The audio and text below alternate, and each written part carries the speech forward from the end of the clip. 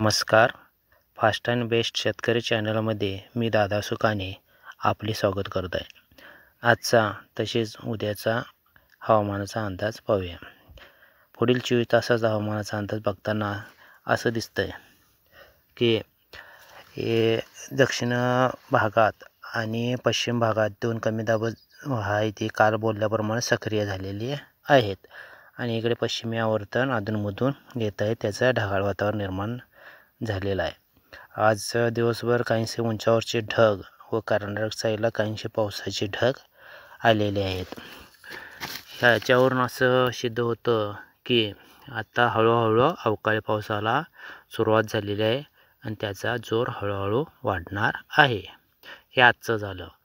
आजच्याच वातावरणाचं चक्राकार स्थिती पाहायला गेली तर एक उत्तर साईडला गुजरातच्या म्हणजे पंजाबच्या साईडला एक चक्राकार स्थिती आहे. मध्य महाराष्ट्रात व ओडिसा साईडला एक चक्राकार स्थिती आहे आणि ह्या चक्राकार स्थितीला लागूनच एक दुसरी थोडीशी कमी दाबाचं क्षेत्र जे आपला पश्चिम भागात तयार झालं.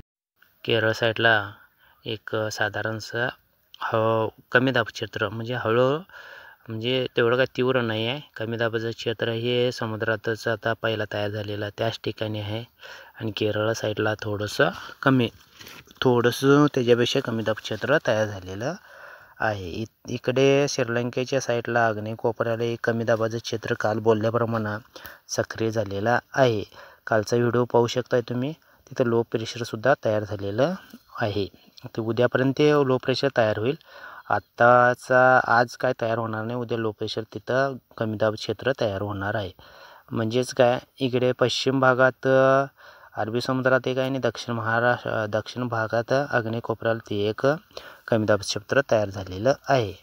आजचं वातावरण पाहता आज साधारणतः कर्नाटकचा मध्य भाग तसेच दक्षिण भागातून पावसाचे ढग जाताना दिसत आहेत आणि इकडे उत्तर मध्य भागात मध्य प्रदेशात व छत्तीसगड साईडला थोडेसे ढगाळ हवामान स्थिती दिसते आणि हलकाच्या पावसाचे ढगसुद्धा दिसत आहेत. काही ठिकाणी जोरदार पावसाचे ढगसुद्धा दिसत आहेत. कर्नाटक साईडला दक्षिण भागात थोडेसे हलक्या मध्यम पावसाचे ढग उद्याही राहणार आहेत.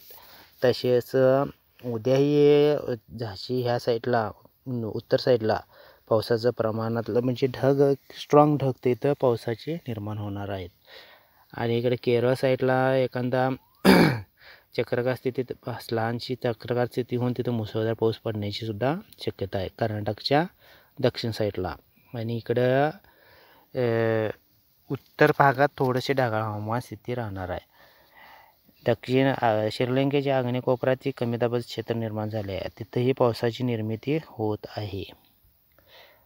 शेतीविषयक माहिती व शेतीचे जे काय उपयुक्त हवामानाचा अंदाज अशासारखी माहिती मी ह्या चॅनलवरून देत असतो. चॅनल सबस्क्राईब करून ठेवा. लाल रंगाला सबस्क्राईब करून ऑल या बटनावर क्लिक करून ठेवा. पावसाचा जर बेत पाहायला गेला तर मध्य भागात व थोडंसं दक्षिण भागात तेवढे पावसाचे ढग दिसताना मध्ये दाखवत आहे. आज पाऊस तिथं पडेल किंवा पावसाचे पाण्याचे ढग तिथं दिसत आहेत. उद्या इथं विस्तारित बघायला गेलं तर चिकमंगळूर बेंगळुरू ह्या साईडला पावसाची ढग निर्मिती आज उद्या एवढ्यात होणार आहे आणि पुढं पाहायला गेलं कोइंबतूर साईडला सुद्धा पावसाचे हलकेसे ढग तयार होणार आहेत आणि इकडे उद्यापासून सांगली कोल्हापूर निपाणी ह्या साईडला सुद्धा ढगाळ हवामान स्थिती व एका दुसऱ्या ठिकाणी पावसाचे ढग तयार होणार आहेत. बेळगाव साईडला सुद्धा पणजी गोव्याला पावसाचे ढग तयार होणार आहेत. हे उद्याच आहे. उद्या ह्या भागात तयार होणार आहे आणि इकडे शिमोगा कर्नाटक भागात सुद्धा शिमोगा साईडला तसेच त्याच्या पश्चिम साईडला बऱ्यापैकी जोरदार पावसाचे पाऊस पडणार आहे. तिथं अवकाळी पाऊस जेणेकरून अवकाळी पावसाचा जोर वाढत चाललेला आहे. त्यामुळं शेतकऱ्यांनी थोडंसं सावध राहायला पाहिजे. आणि तसेच इकडे उद्या 2-3 दिवसाचा अंदाज पाहायला गेला तर गोवाची किनारपट्टी कर्नाटकची ह्या साईडला मुसळधार पावसाची सुद्धा शक्यता आहे. तसेच अंतर्गत भागात थोडंसं कमी जास्त प्रमाणात पावसाची शक्यता आहे.